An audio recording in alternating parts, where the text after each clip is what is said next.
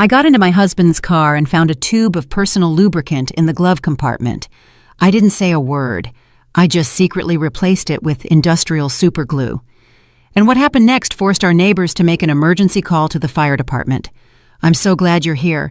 If you're watching this video, please like and subscribe to my channel, and tell me in the comments where you're listening to my story of revenge from. I want to know how far it's traveled. I sat at the kitchen table, the silence in the house as thick as morning fog, a silence that had become a constant, unwelcome guest. The old clock on the wall, a wedding gift from my late mother, ticked with a relentless, accusatory rhythm, each beat a painful reminder of a life I was beginning to suspect was a beautiful, meticulously crafted lie. My husband, Julian, had just returned from one of his countless business dinners.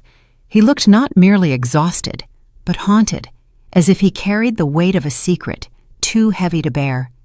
His face was a map of fatigue and guilt, lines etched around his eyes and mouth that had never been there before. He tossed his jacket on the sofa with a weariness that felt performative, loosened his tie as if it were a noose he was desperate to escape, and collapsed onto the bed, the familiar springs groaning under his weight, without even bothering to shower. The faint scent of his expensive cologne hung in the air, but it was mixed with a new, alien fragrance, a sweet, floral perfume that felt like an intrusion, a brazen confession from a life I didn't know he was living. A few minutes later, the gentle hum of his snoring filled the house, a sound that once brought me comfort, but now felt like a mocking lullaby, a lullaby for a fool. I got up, moving with the quiet, practiced grace of a wife of 40 years, and began to tidy up the mess he'd left in the living room: his jacket, his wallet, his cell phone, his old laptop. The phone screen was still on, a new email glowing like a sinister omen. I frowned. Julian never used email. He always said, "Juliet, all this tech stuff is too complicated. I'd rather just make a call." But now, an email. It was right there, in plain sight. A digital ghost from a life I didn't know he was leading. Out of a morbid curiosity that felt both wrong and necessary, I opened it. The message was short, a mere handful of words that would shatter my world. "You were incredible tonight, Dad." It was followed by a red heart, a symbol of affection that pierced my own heart with a cold, sharp ache. I froze, as if someone had slapped me, the digital world a cruel mirror reflecting a truth I was too terrified to see. "Dad," the word echoed in my mind. Who was calling him that? And in such an intimate, affectionate tone. I swiped down, my thumb trembling, looking for more clues, but there was nothing. Just a strange email address, a jumble of meaningless characters that offered no answers, only more questions. A shiver ran through me, not from cold, but from a profound, bone-deep fear. It felt like a cold wind coming in through a crack in the door of my life, revealing a secret chamber I never knew existed. I glanced at the bedroom and saw Julian turn over with a sputtering snore, his face still and peaceful, a stark and infuriating contrast to the storm raging inside me. My heart pounded like a thief's, a frantic, guilty beat. I quickly put the phone back, my hands shaking so much I almost dropped it. I continued cleaning up, my movements now mechanical, robotic. I gathered his dirty clothes to take to the laundry. As I checked his pant pockets, I felt a folded piece of paper, crisp and new. It was a receipt from a fancy steakhouse in San Antonio, dated that very night. I frowned. San Antonio? He had told me he was meeting his partners in Dallas. A tiny, bitter laugh escaped my lips. Julian hated driving to Dallas. San Antonio, on the other hand, was where his mother had lived before she passed away. He had fond memories there, a fact he had often reminded me of. But who had he had dinner with in San Antonio while lying to me about being in Dallas? The receipt showed a party of 2, a bottle of expensive Cabernet Sauvignon, a wine he had bought me for our 10th anniversary, a wine I had never forgotten, and main courses of filet and pasta. I tried to remember the last time Julian took me to a place like that. Maybe 10 years ago, when I opened my first bakery. It was a memory etched in my mind. The flickering candlelight, His proud smile, the way he toasted my success. Now, that memory was a lie, a faded photograph in a scrapbook of deceit. I took out my own phone, and with a silent, determined resolve, snapped a picture of the receipt and the email. I didn't want to believe it, but a woman's intuition, a wife of 40 years' intuition, is a deep, primal knowing. Something was going on, and I had to find out what it was. My hands were trembling not just with anger, but with a deep existential dread. I felt like I was standing on the edge of a cliff, about to witness the spectacular collapse of my entire life. I went to the garage. Julian's old SUV was still warm, the air thick with the smell of gasoline and that faint, sweet perfume from his clothes. I opened the door, a small, cold dread gripping my stomach. I turned on my flashlight and checked every corner of the driver's seat. There was nothing out of the ordinary, just some loose change and an empty water bottle. But as I reached into the passenger side glove box, my fingers brushed against something plastic and slippery.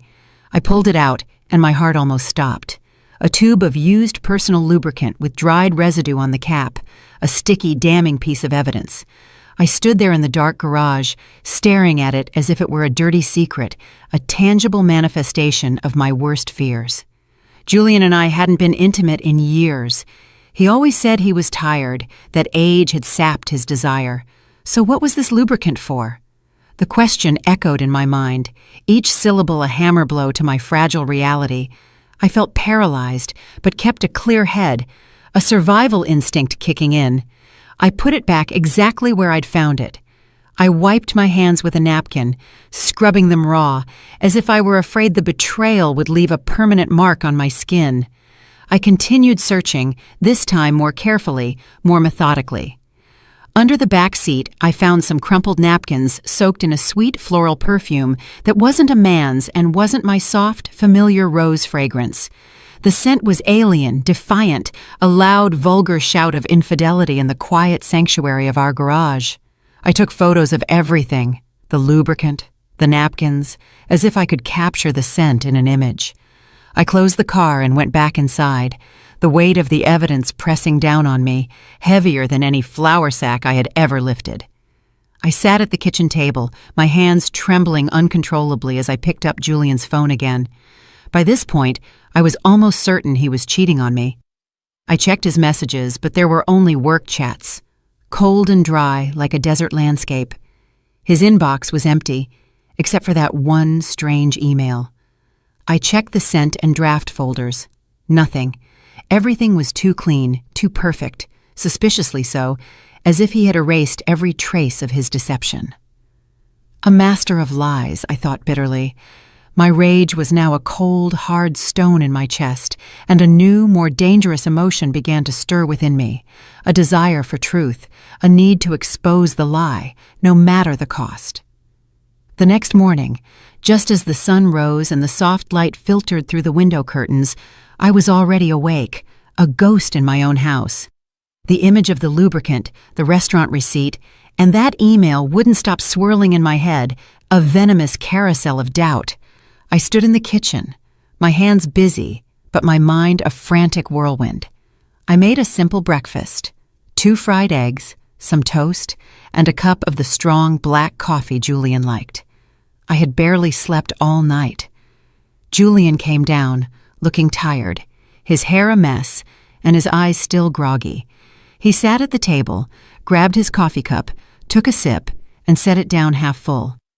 "I have an important meeting today," he said in a husky voice, a rehearsed line he'd used countless times before without looking me in the eye. "I'm sure I'll be home late." He was so good at this, I thought. The easy lies, the casual tone, it made my blood run cold. I nodded with a strained smile, though all I wanted to do was scream, "Where is the meeting? With whom? In San Antonio again?" But I held back, my rage a silent fire, and simply replied, "All right, be careful." He got up, gave me a light pat on the shoulder, a gesture that felt more like an afterthought than a sign of affection, and left. The door closed, leaving the kitchen in silence, and me with a suspicion that was growing into a monstrous certainty. I cleared the table and washed the dishes one by one, the rhythm of the task a small anchor in the storm of my emotions. I couldn't just sit there inventing theories. I needed the truth, hard evidence. I picked up my phone and looked for the number for Mrs. Miller, a friend from years ago who had helped me so much when I first opened the bakery. She had once told me about a good private investigator who specialized in infidelity cases. "Juliet, if you ever need it, I can give you Thomas's number," she had said. "He's very discreet and reliable." I never thought I would need to call him, but now I had no other choice. I dialed her number, my voice trembling, each ring a drumbeat of my mounting anxiety. "Hello, Mrs. Miller? Can you help me get in touch with Thomas? I need him." She was silent for a few seconds, a pause that spoke volumes before answering. "Juliet, what's going on? Did Julian do something?" I sighed, not wanting to get into the details over the phone, my pride bruised and raw. "I just need to know the truth. Can you help me?" Mrs. Miller, a woman of few words but profound intuition, agreed immediately, and just an hour later, I received a message from Thomas, asking me to meet him at noon at a small cafe downtown. "Mrs. Roberts, please don't worry. I will help you," he wrote. The message was short, but it was enough to give me a little relief, a lifeline in a sea of deceit. At noon, I went to the cafe, a tiny place with worn wooden tables and the aroma of roasted coffee filling the air, a scent that usually comforted me, but now felt strangely foreign. I chose a secluded corner where no one would notice me, a shadow in a room full of light. Thomas walked in, a middle-aged man, short and stocky, with a simple light blue shirt and philosophical eyes that seemed to read everything, to see through the surface of things. I handed him a flash drive with the photos I had taken the night before, the strange email, the restaurant receipt, the lubricant tube, and some napkins. "This is all I have," I said, my voice shaky. "I'm not sure, but I think my husband is cheating on me." The words tasted like ash.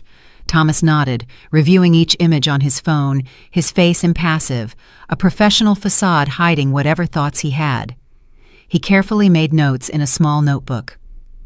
"Mrs. Roberts, I understand. I'll start following Mr. Roberts this afternoon. Don't worry, I'll let you know as soon as possible." I looked at him, trying to hold back the tears that were burning my eyes. "Thank you," I said softly. "I just want to know the truth, whatever it may be." Thomas nodded with a compassionate look, a flicker of understanding in his eyes. "I'll do my best. Go home and don't do anything to arouse suspicion." I left the cafe and walked through the crowd, but I felt a loneliness I had never experienced before. 40 years of marriage, a lifetime built on a foundation of trust that was now crumbling beneath my feet. I had put all my trust in Julian. I always believed he was a family man, someone who would be with me through any difficulty. He was my rock, my anchor.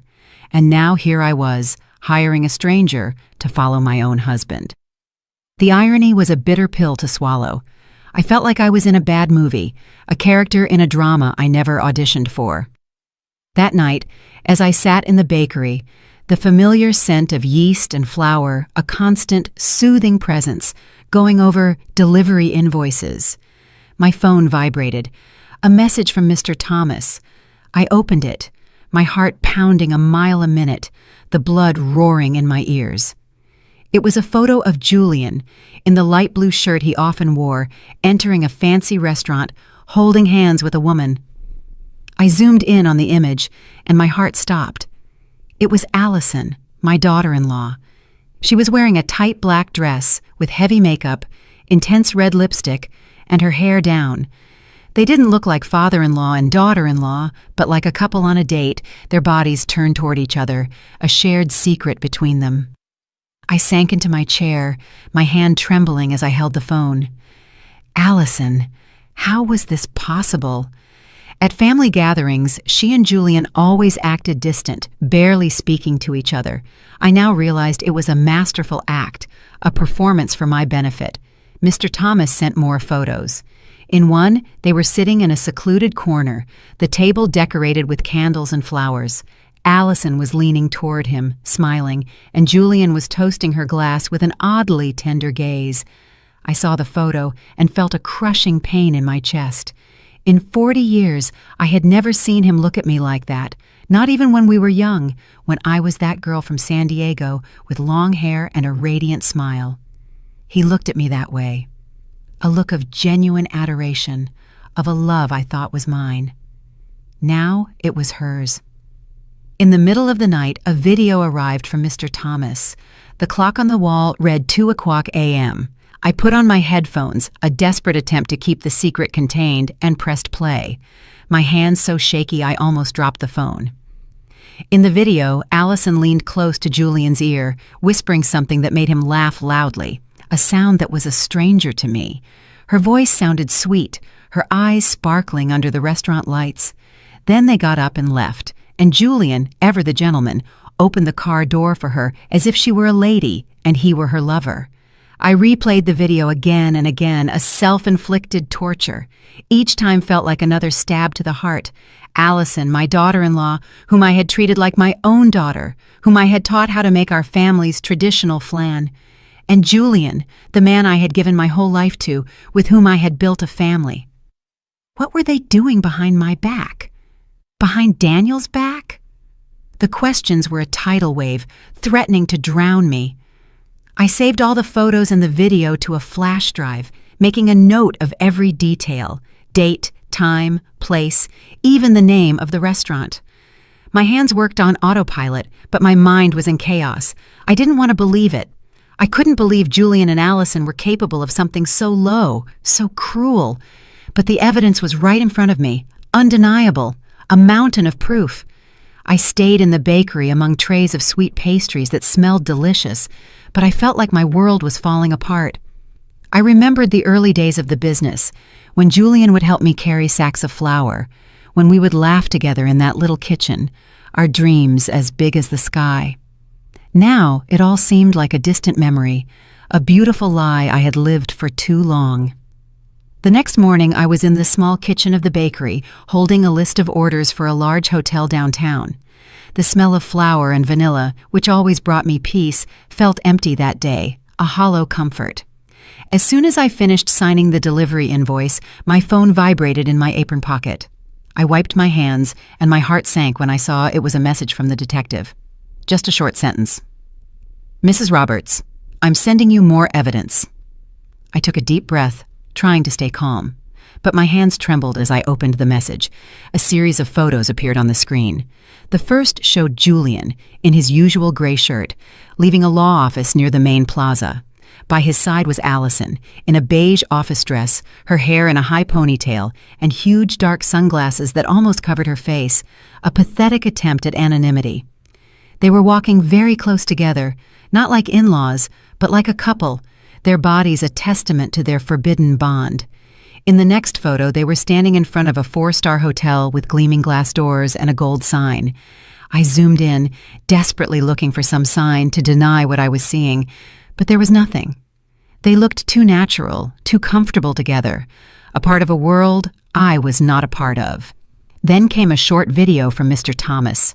I pressed play, and my heart pounded so hard I thought it would burst, a frantic drum against my ribs. The shot was from a distance, but it was clear enough to see Julian and Allison on the 3rd-floor balcony of the hotel. His arm was around her waist, and she was resting her head on his shoulder, her long hair moving softly in the wind. And then, like a stab, I saw them share a quick kiss, without trying to hide. It was a brief kiss, but it was enough to burn away the last spark of hope I had left. I replayed the video frame by frame, each image digging deeper into my soul, a slow, agonizing descent into hell. The room curtain opened slightly, and Allison came out, running to hug Julian, her face lit up with happiness, as if she were a young girl in love. I slumped into the chair, clutching the edge of the table to keep from falling apart. Mr. Thomas wrote, "They also rented the room for the afternoon.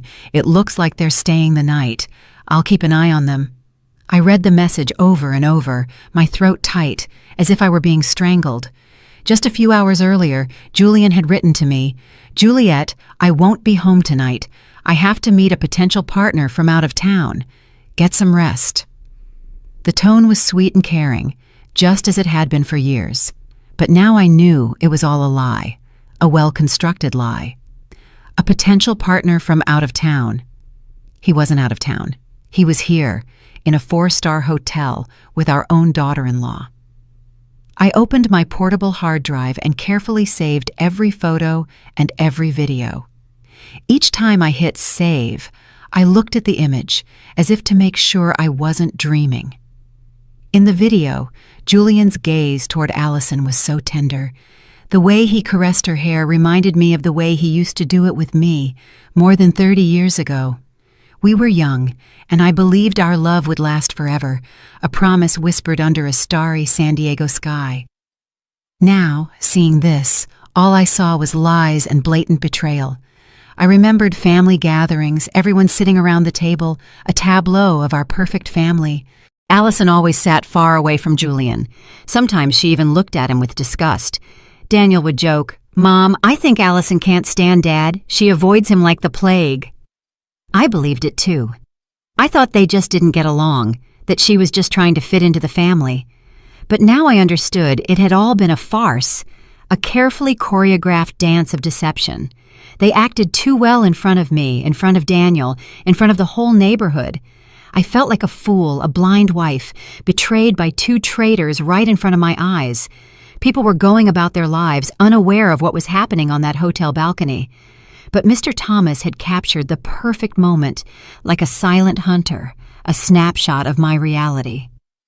I replied to him, "Thank you. Please keep watching. I need to know everything." He answered briefly, "I will. Stay calm." That night I returned to the house that had been my home with Julian. It felt foreign now, a place of ghosts and lies.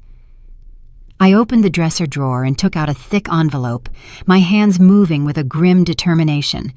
I printed all the evidence, photos of Julian and Allison leaving the lawyer's office, photos of them entering the hotel, photos of them on the balcony, and every frame of the video. I carefully arranged them, sealed the envelope, and hid it at the bottom of the drawer, under old family photos. I looked at a photo of the 4 of us, Julian, Allison, Daniel, and me, at Daniel's birthday party a few years ago. Allison was smiling, hugging Daniel tightly, while Julian stood beside me with his arm on my shoulder, looking proud. Now, looking at it, all I wanted was to rip it to pieces, to tear the image of their smiling faces from my life. The next morning, just before dawn, I heard the front door open slowly. Julian staggered in, smelling of alcohol. "The partner was too difficult, Juliet," he complained in a raspy voice, his eyes red as if he'd been up all night. "I had to drink a lot. I'm dead tired." I was in the kitchen with a glass of water in my hand, watching him perform while feeling like he was rubbing salt in a wound. "Rest," I replied calmly, as always, the practiced voice of a wife. "You have to go to work tomorrow." He nodded, gave me a pat on the shoulder as if nothing had happened, and dragged himself to the bedroom. Minutes later, he was snoring peacefully, as if he'd never cheated on me, as if he'd never gone to a hotel with our own daughter-in-law. When I was sure Julian was asleep, my phone vibrated. It was a call from the detective, Mr. Thomas. His voice was low, almost a whisper, as if he feared someone would overhear him.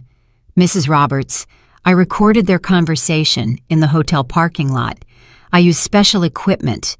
They didn't even notice. I'm sending it to you now." My heart pounded hard, but I simply replied, "Thank you, Thomas. Send me the file." Minutes later, an audio file appeared in my messages. I put on my headphones, sat at the table, and pressed play.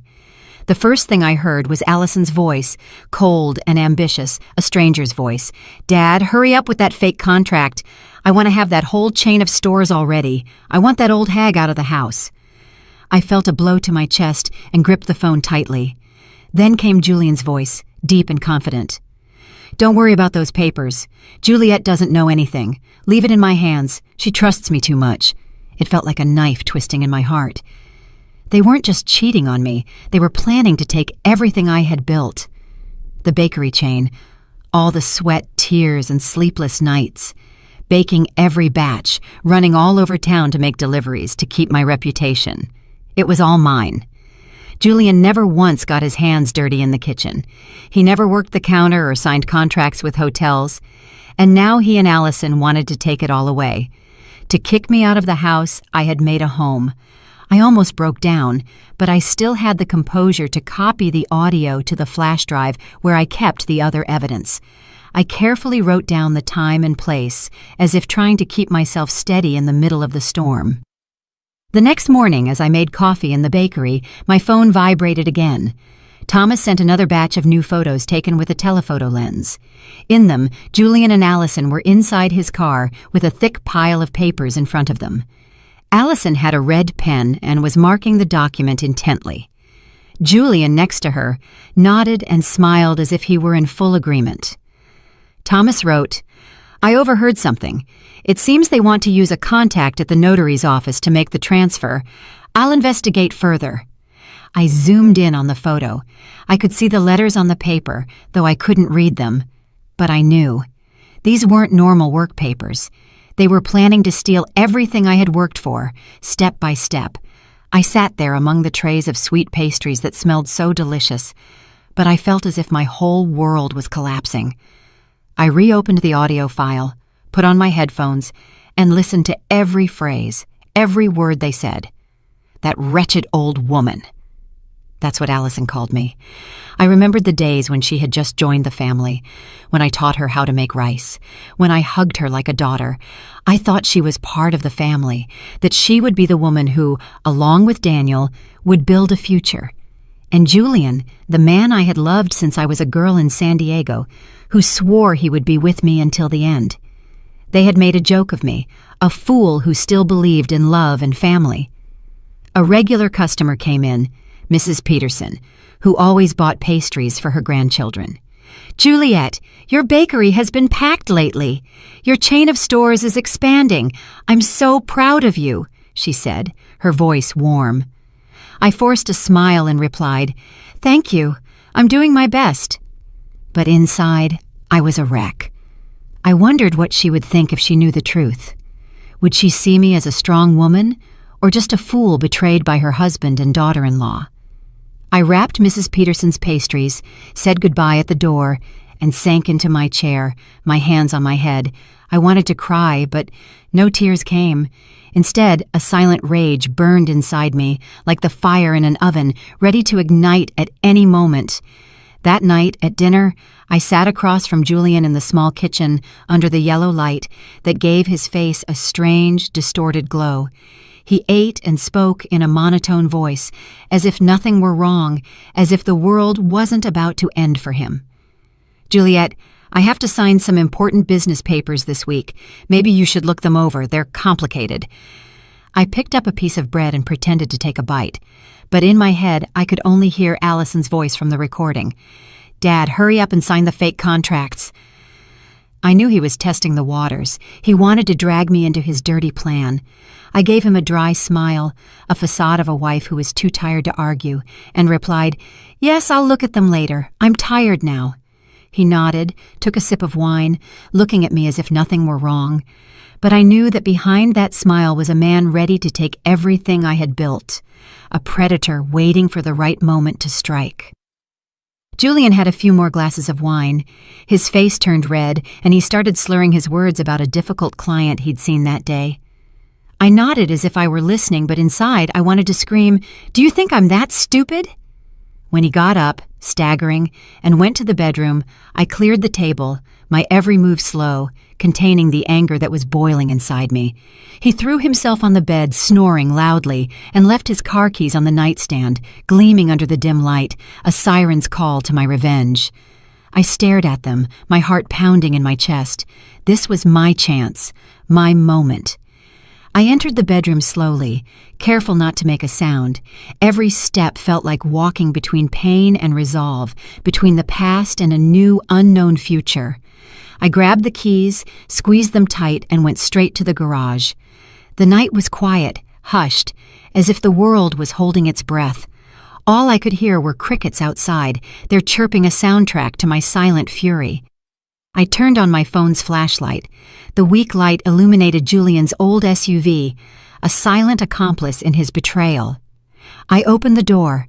The smell of gasoline was still there, mixed with a strange, sweet perfume. I opened the glove compartment between the seats, and there it was, the tube of lubricant with a loose cap and dried residue on the edge, a monument to their infidelity. I held it in my hand, feeling like I was holding a dirty secret. It was clear they had used it again, as if it were confirmation that Julian and Allison were still playing their secret game, their twisted little dance. I took the tube of lubricant to the kitchen, placed it on the counter, and washed my hands with lemon soap. I scrubbed them thoroughly, as if to erase every trace of the betrayal I had just touched. The fresh scent didn't calm my anger, but it helped me stay focused. I opened the tool drawer and took out a tube of clear industrial superglue, the same kind I once used to fix a chair at the bakery. It was a tool of my trade, now a weapon of my revenge. I carefully unscrewed the cap of the lubricant and filled the tube with the glue, drop by drop, until it was completely full. I wiped the nozzle, shook it gently to mix it, and tested a little. It came out smoothly, just like the original lubricant. At a glance, no one would notice the difference. I smiled faintly, though a hurricane was raging inside me. This wasn't a game. It was the first step to getting justice. I put the tube back in the glove compartment, adjusted the floor mat and the seat just as they were, as if no one had touched anything before closing the car. I opened the trunk to check. There were only crumpled bags, an empty water bottle, and an unused condom lying in a corner. My heart skipped a beat, but I wasn't surprised anymore. I took pictures with my phone, adding them to the growing collection of evidence. Each image was another piece, a reminder that I couldn't let Julian and Allison get away with their lies. Back in the house, I put the keys back in their place, next to Julian's alarm clock. I grabbed an old book and sat on the living room sofa, pretending to read. The dim light fell on the pages, but I couldn't read a word. My head was spinning. I thought of Daniel, my son, who believed he was living happily with Allison, without knowing the truth. How could I tell him that his wife and his own father were betraying us? I thought of the bakery chain, of the 40 years of work and sleepless nights, of all the fights with Julian to defend my dream. He never really understood it, but I trusted that he supported me. Now I knew he was just waiting for the right moment to take everything. An hour later, Julian woke up and stumbled into the kitchen for water. He saw the keys on the counter and didn't suspect a thing. "Still not sleeping, Juliet?" he asked groggily. I smiled and replied, "No, I'm just reading a bit. Finish your water and go back to bed." He nodded, drank, and returned to the bedroom, snoring immediately. I looked at him as if he were a stranger. This man who once promised to be with me until the end was now planning to destroy what I loved most. But he didn't know that I had already started my counterattack. At dawn, I got up. The sunlight was timidly entering through the bakery window.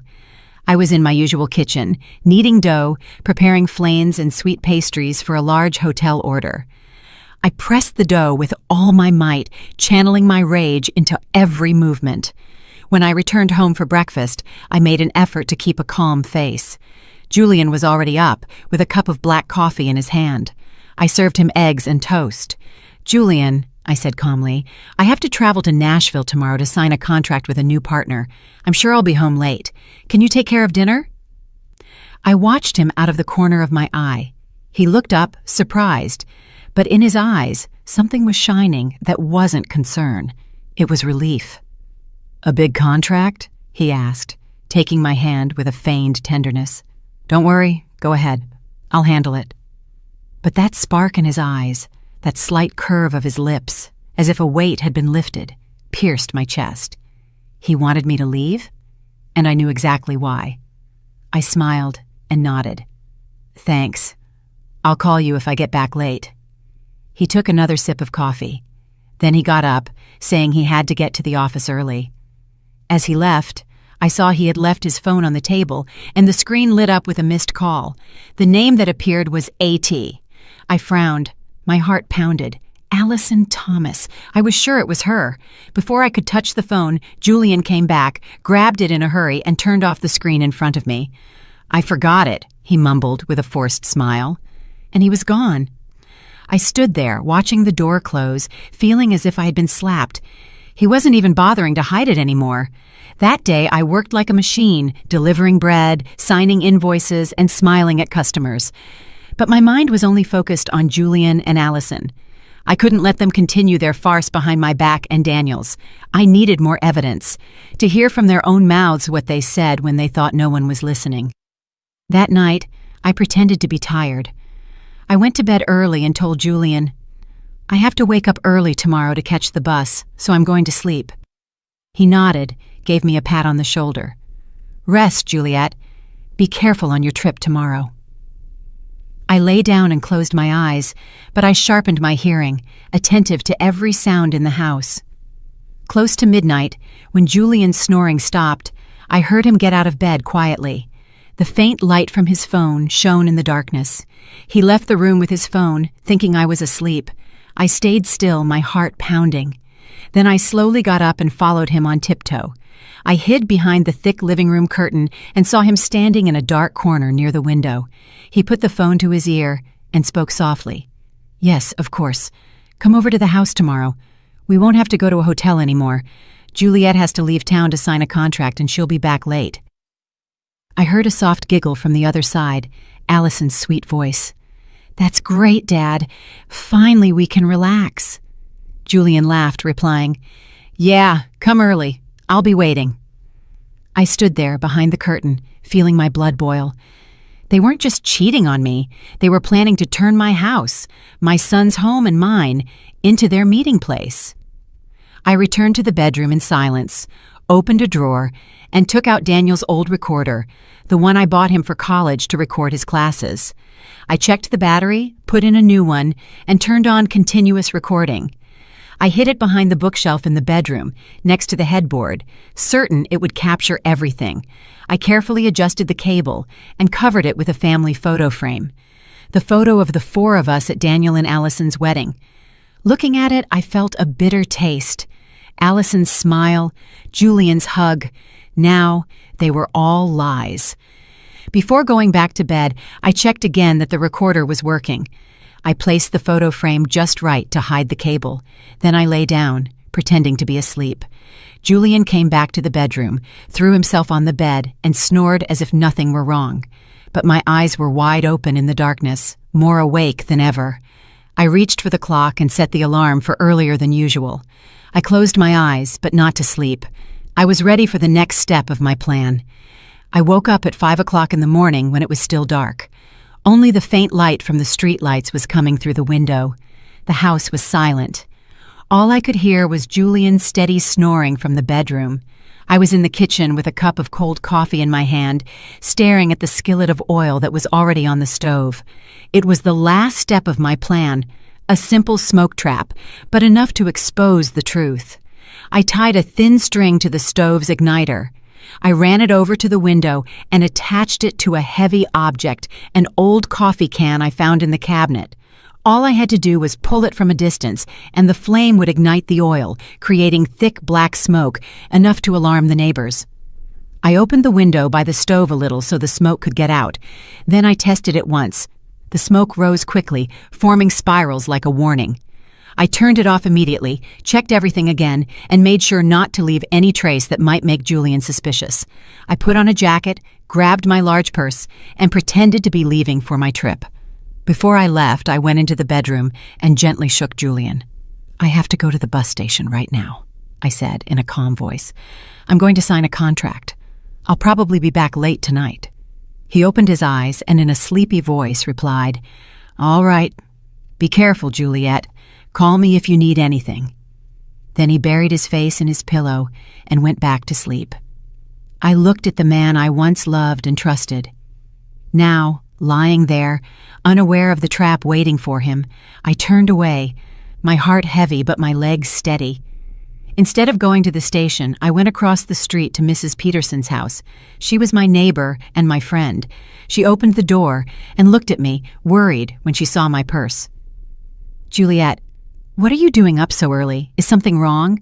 she asked with affection. I forced a smile. "Mrs. Peterson, can I stay here for a few hours? I need to watch my house."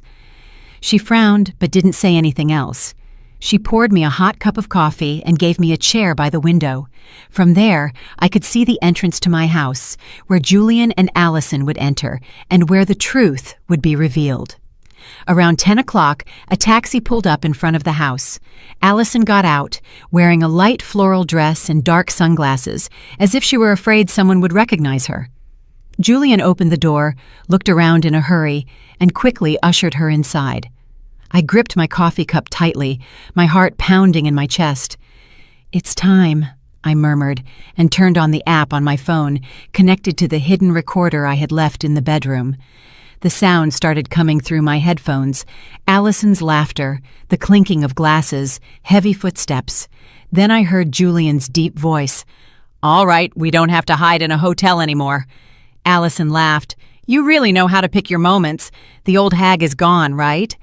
I bit my lips, holding back the rage as I listened to her call me the old hag with so much contempt. Then the bed started to creak, along with other sounds I didn't want to keep listening to. I closed my eyes, took a deep breath, and told myself, "Just a little longer, Juliet. Just a little longer." A few minutes later, suddenly, Allison screamed, "What the hell is this? We're stuck!" Her voice was filled with panic, almost sobbing. Julian growled, "Shut up! Wait, let me see!" I smiled. I barely touched my phone and activated the smoke trap remotely. The string pulled hard. The stove ignited. The skillet of oil caught fire. Black smoke billowed out of the kitchen window in thick spirals, spreading outside like an alarm signal. Mrs. Peterson gasped. She looked out the window. "Juliet, your house is on fire!" I pretended to be scared, but inside I felt strangely calm. Neighbors started coming out into their yards, shouting, "Juliet's house is on fire! Call the firefighters!" A man nearby, Mr. Miller, quickly took out his phone and called the city fire department.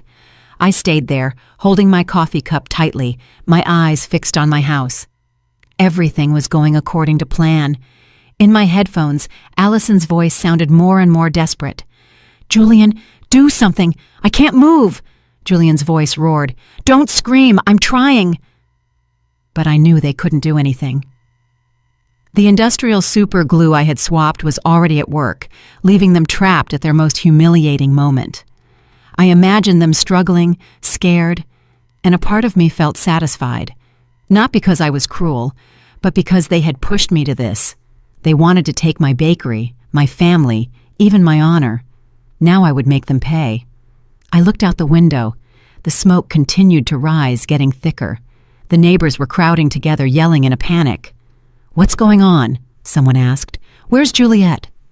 "She went out of town for work. That's what I heard," another replied. Mrs. Peterson, standing next to me, looked at me with suspicious eyes, but didn't say anything. She just squeezed my hand gently. I knew she had a hunch, but I didn't need to give her an explanation. The truth was about to explode, and I was ready. Just 10 minutes later, the siren of a fire truck sounded at the end of the street like a death knell. The red vehicle sped up and skidded to a stop in front of my house. I saw Daniel jump out of the driver's seat in his fire chief uniform, his face tense. My son shouted in a firm voice, "Get the equipment ready! Quick! There might be people inside!" I looked at him and felt a sharp pain. My son, always so proud of his family and his parents. Now he was about to face the cruelest truth. I wanted to run and hug him and say, "I'm sorry, Daniel," but I had no other choice. I stayed still, letting everything take its course. The smoke from the kitchen continued to rise thickly, making Daniel and his team believe there was a serious fire. My son led the way with a sledgehammer, breaking down the front door. The sound of splintering wood echoed in the air. His teammates followed him with hoses and extinguishers. I listened to the commotion coming from the bedroom.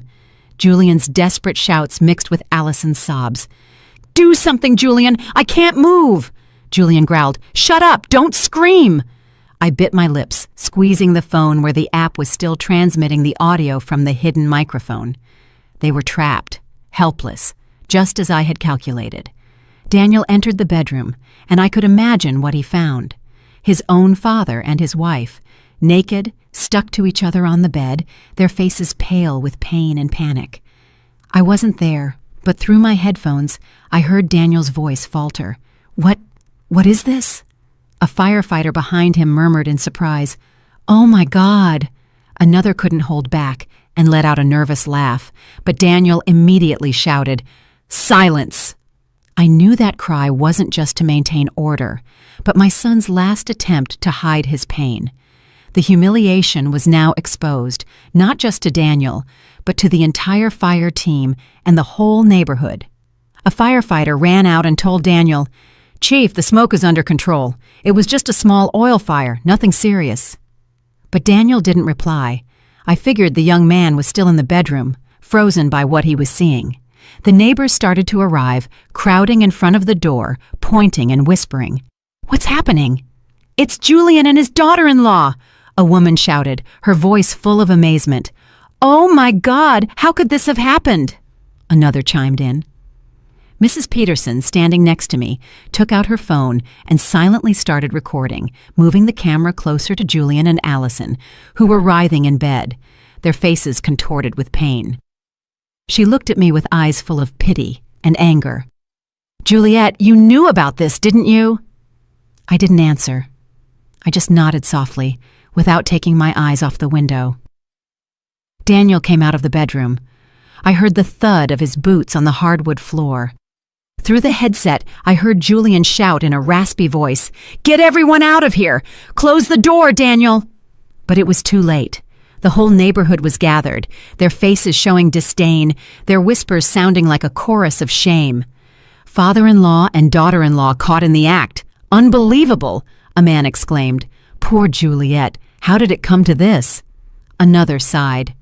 The firefighters, after a moment of hesitation, had to act. They wrapped sheets around Julian and Allison, trying to cover their stuck-together bodies, and carried them out on stretchers. I could hear Allison's broken sobs mixed with her groans of pain. "Please, do something! I can't stand it anymore!" Julian just mumbled weakly. "Don't let anyone see us." But the whole neighborhood had already seen. There were looks of revulsion, mocking laughs, and shakes of disappointed heads. They were carried out, wrapped in a thin sheet, amidst the growing murmurs. What a disgrace!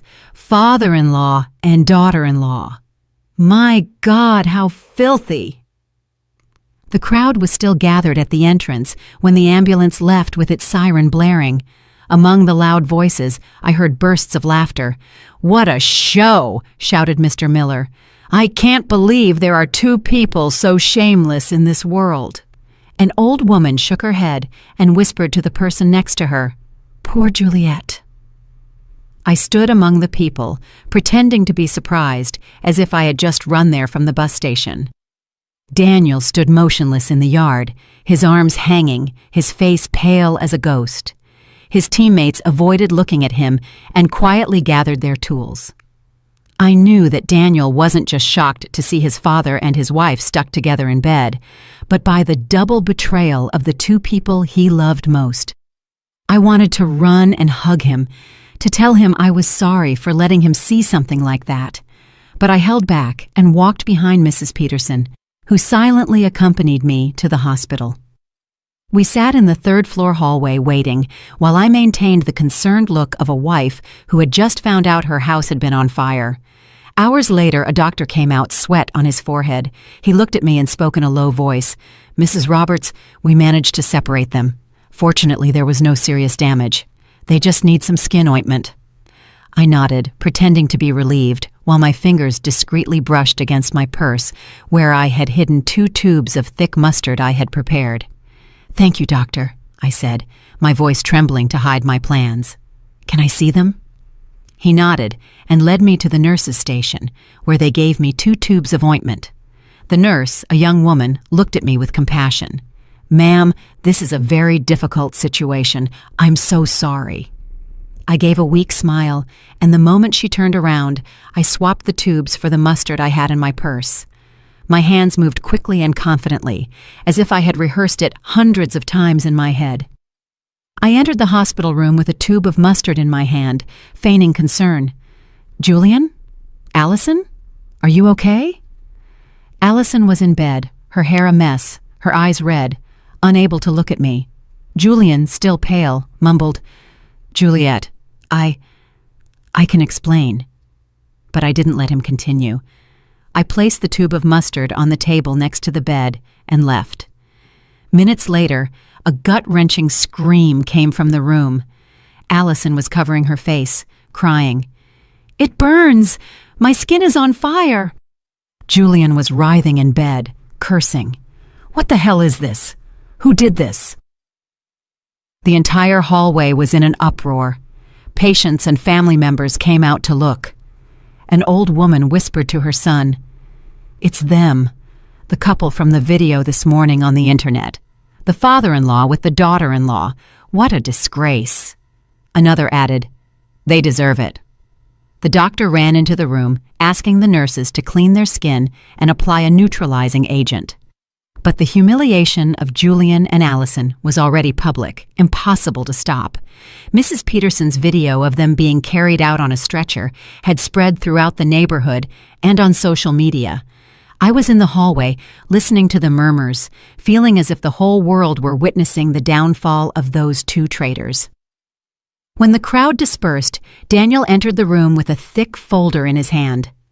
I had called him as soon as the ambulance left, asking him to get the envelope with the evidence I had saved in the drawer and the 2 divorce papers I had ready.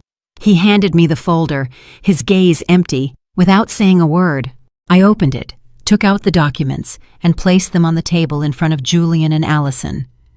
I looked at him directly in the eyes, my voice cold but firm. 40 years of marriage end here. Sign these, and then do whatever you want, as long as you disappear from my son's life and mine. Allison collapsed, crying, looking at Daniel. "Honey, forgive me. I made a mistake. Please, I beg you, forgive me." But Daniel just looked at her, his gaze as hard as stone, and left without saying a word. Julian tried to grab my hand, his voice trembling. "Juliet, listen to me. I didn't want this." I pulled away, cutting him off. "Don't say anything else, Julian. You chose this path." He yelled desperately, "Juliet, please." But the nurse came in and warned, "Be quiet. This is a hospital." I turned and walked away without looking back. In the hallway, I saw Daniel leaning against the wall, his head in his hands. I walked over and put my hand on his shoulder, but he didn't lift his face. "Mom," he whispered, his voice broken. "Why did it have to be Dad? Why her?" I didn't answer. I just hugged him tightly, sharing his pain with my own. In that moment, I knew that Julian and Allison had lost everything, their honor, their marriage, even their dirty plan. But Daniel and I had also lost a family. I only hoped that with time, we would find peace. A few weeks after the scandal, my bakery was busier than ever. The little bell on the door wouldn't stop ringing. Customers came in and out with smiles and compliments. "Juliet, you are so strong," Mrs. Peterson said, holding a bag of freshly baked flan. "The whole neighborhood is proud of you for how you defended your family business amidst all that filth." I smiled and thanked her. People supported me. They called me a strong woman, but only I knew that strength came from the broken pieces of my heart.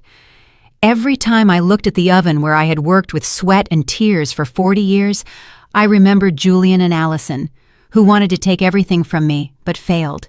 And I'm still here, with my bakery, with Daniel, and with a new life. Daniel moved in with me right after that day. He didn't talk much about what had happened, but I noticed the change. He wasn't the cheerful, always laughing Daniel he used to be. His eyes now looked deep, as if they carried a wound that wouldn't heal. "Mom, I want to stay here for a while," he told me the first night as he came in with his suitcase. "I'm going to help you run the bakery, talk to clients, whatever you need." I hugged him. I felt the warmth of the son I had raised and just nodded without asking anything. I knew Daniel needed time, and so did I. Every morning, we opened the bakery together. I prepared the oven and arranged the trays, and Daniel reviewed invoices and called hotels and restaurants. "Mom, the Grand Hotel wants to increase their sweet pastry order for next week," he called out to me from the cash register, his voice calm but without its usual brightness. "All right," I replied. "Confirm the order. I'll prepare more dough." These simple moments gave me a peace I hadn't felt in years. There were no more fake looks from Julian, no more sweet and calculating voice from Allison. It was just Daniel and me, taking care of what we still had. Dinners were just the two of us now. We sat face to face in the small kitchen, eating simple meals, sometimes rice with beans and chicken, sometimes just bread with coffee. "Mom, can you make me some flan this weekend?" he asked me one night with a faint smile, the first I had seen since the scandal. "All right," I replied, relieved, "but you have to help me stir the caramel." He nodded, and in that moment, I felt that we were slowly but surely recovering. I started making time for myself, something I almost never did in 40 years. I joined a cooking club at the community center, where women my age shared recipes and told their stories. "Juliet, you make the best flan in the neighborhood," a woman told me, laughing, when I brought a tray. I replied, smiling, "It's a little trick I learned back in San Diego." I also started going to church on weekends. I would sit in silence with the light of the stained glass windows on my face and pray, not for Julian or Allison, but for Daniel, for myself, so that we would find the strength to move forward. Sometimes I would go for walks with Mrs. Peterson in the town square, listening to her talk about neighborhood gossip. "You know, Juliet," she would say, her eyes shining, "everyone is still talking about Julian and Allison, but they say you're the one who won." I just smiled without answering. I won? Maybe. But the price was losing my whole family. Daniel also started to change. He became less quiet and began telling me about his work as a firefighter. "We put out a fire at the market yesterday," he told me one night as we ate dinner. "It was really dangerous, Mom, but luckily no one got hurt." I listened to him, my heart filled with pride. "Please be careful," I said, my voice trembling. "You're all I have left." Daniel looked at me with tenderness. "Don't worry, Mom. I'll never leave you alone." Those words were like medicine. They gave me back the faith that even though I had lost so much, I still had my son, who would always be with me. One afternoon, while the bakery was full of customers, I sat at the cash register, watching the movement in the street. The bell on the door rang non-stop. The smell of sweet bread filled the air. I looked at the trays of flan and pastries and thought about the entire journey. I had built this bakery with my own hands, from a girl in San Diego to a woman who knew how to endure. Julian and Allison wanted to take everything from me, but failed. I kept my bakery, I kept Daniel, and most importantly, I kept myself. Did you like my story, and which city are you listening from? Let's meet in the comments. If you like the story, you can support me by sending a super thanks so I can keep bringing more stories like this. Thank you so much for your sweet support. I'm looking forward to your comments on the story. On the screen, you can see 2 new life stories that I highly recommend. There's so much more on my channel. Don't forget to subscribe. See you in the next life story with love and respect.